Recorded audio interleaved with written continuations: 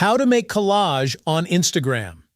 Hey everyone, in this quick tutorial, I'm going to show you exactly how to make a collage on Instagram. So if you want to post multiple photos in one layout, follow along step by step and I'll walk you through it. Alright, let's dive in. Open your Instagram app on your phone. Now swipe to the right. That's going to open up the camera screen. At the bottom, you'll see an option called Layout. Go ahead and tap on it.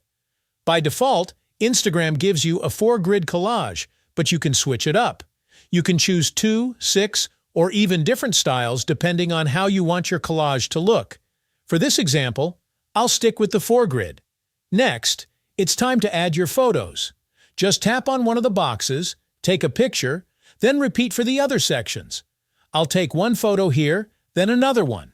And now you can see both photos inside the collage. Once you're happy with how it looks, tap Done. From here, you'll be able to post it. You can share it directly to your story, send it as a message, or save it to your profile. Just tap Share, and Instagram will publish your collage instantly. And that's it. Super simple. You've just created your own collage on Instagram using the Layout tool.